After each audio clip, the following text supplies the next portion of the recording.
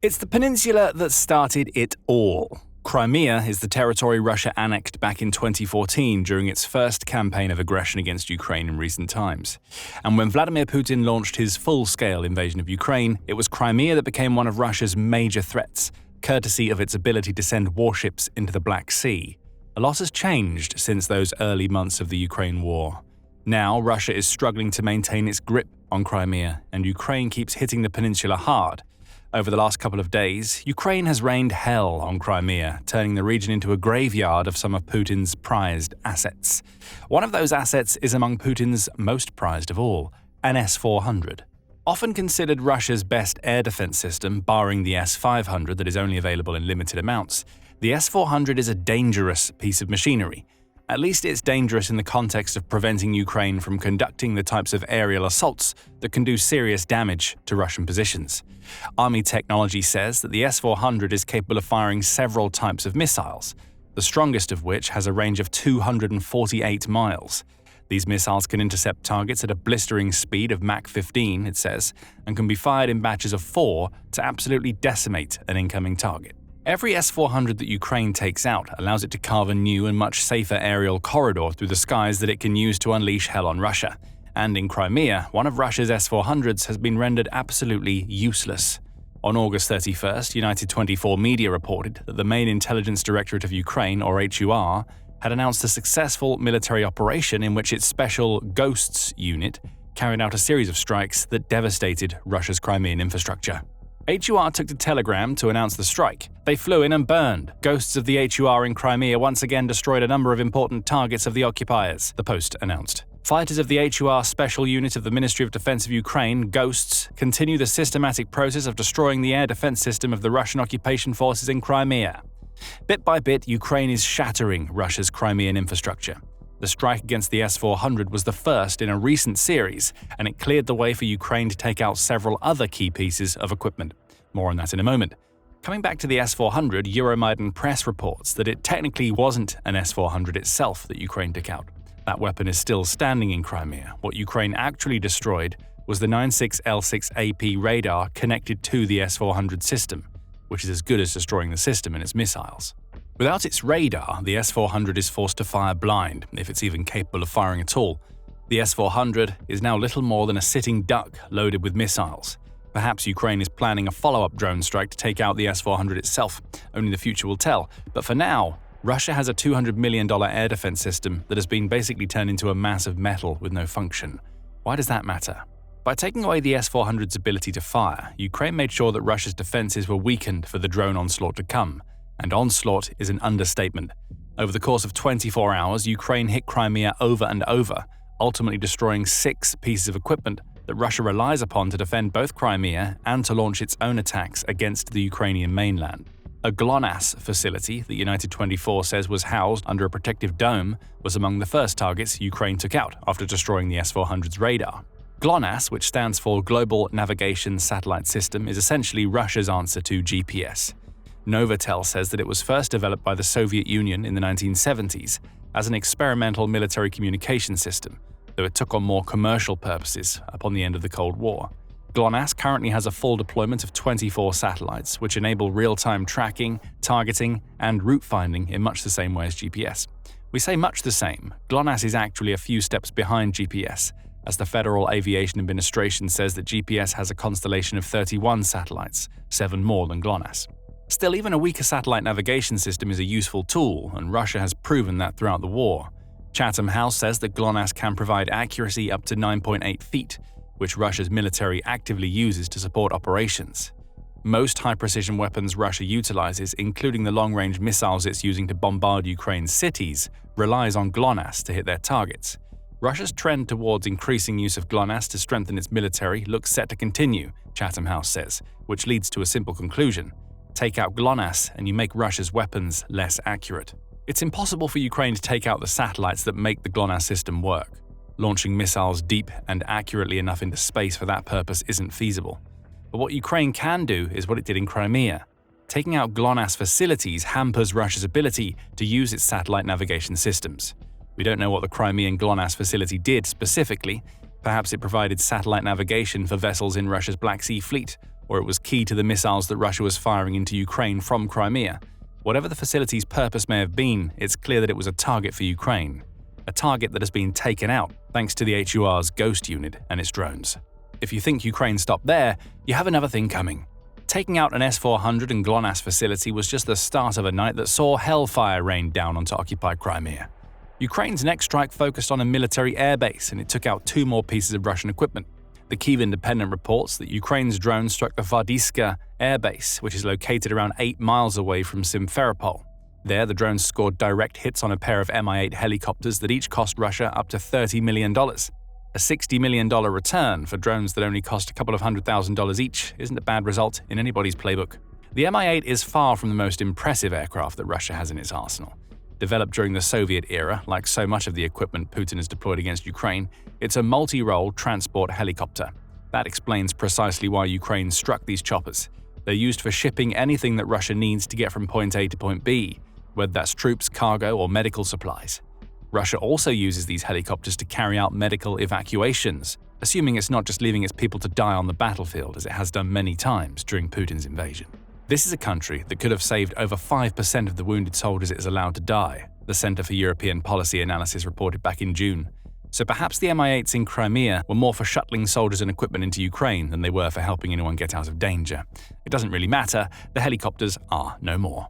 Russia's defense ministry also can't make any of its usual denials of Ukraine's successes, such as drone debris causing damage, while keeping a straight face. After all, HUR isn't just saying it took out 2 Mi-8s, it has the receipts in the form of 41 seconds of video footage that it published to YouTube on September 1st. The black and white video starts with what appears to be footage shot directly by a first-person view or FPV drone that is clearly flying around an airfield.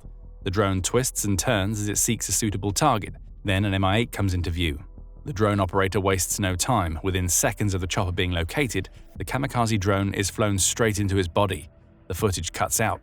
It's obvious why. The drone destroyed itself in a massive explosion that took out the Mi-8. Then it happens all over again. A second drone arrives at the same airfield, this time with one of Russia's helicopters already in its sights. However, it bypasses the first chopper it sees.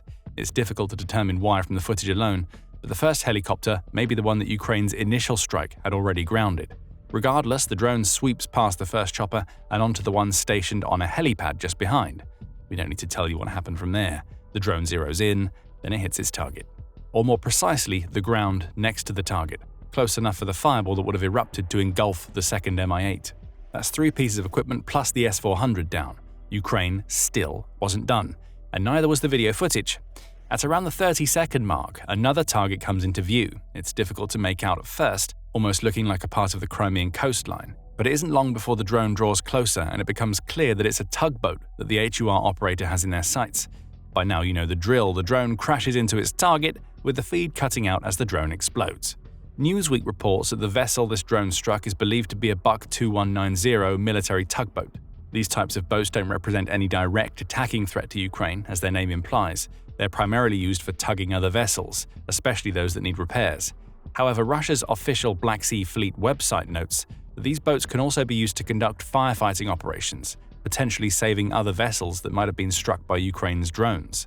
So it becomes clear why Ukraine decided to take out this boat.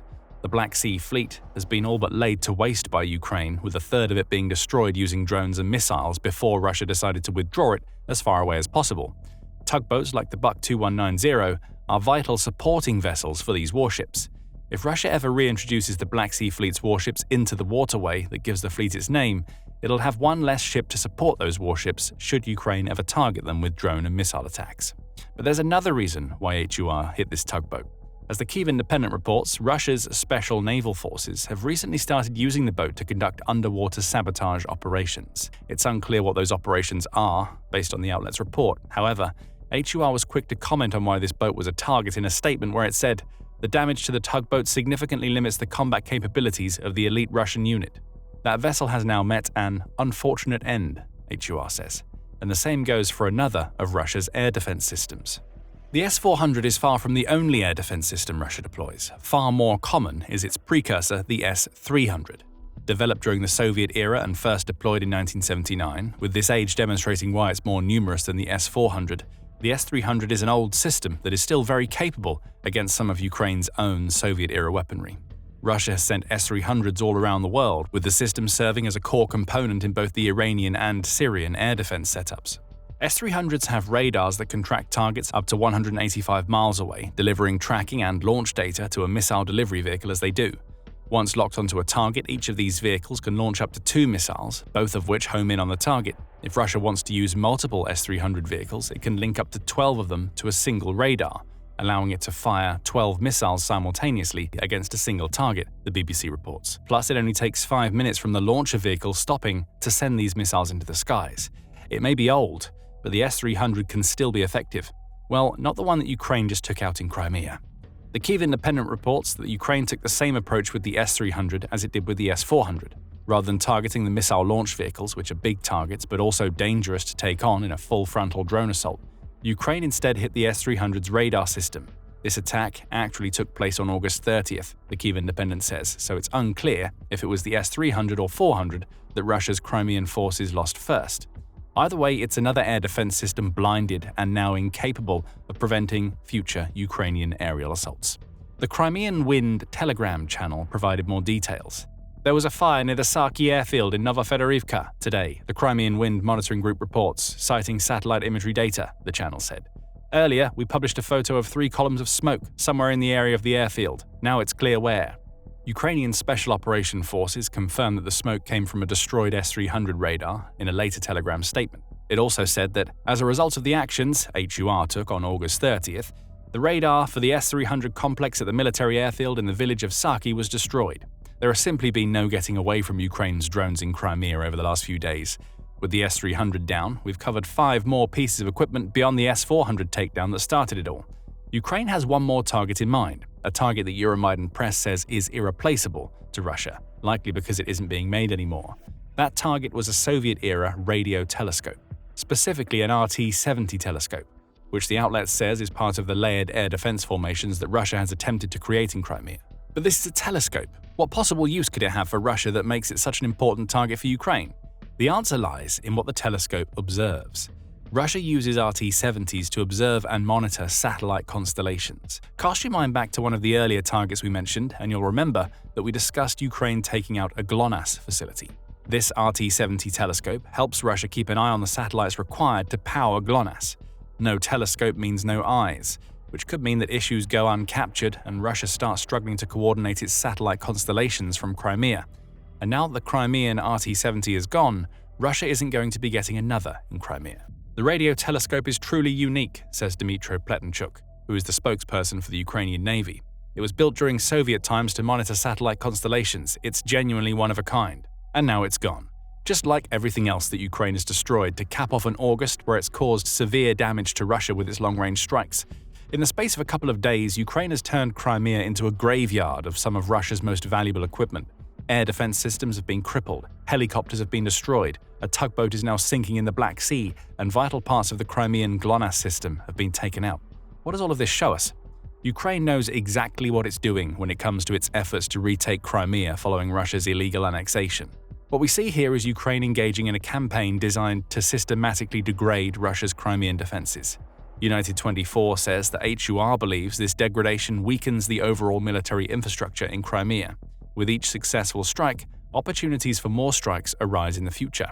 We see that most clearly with the destruction of the Crimean S-400 and S-300.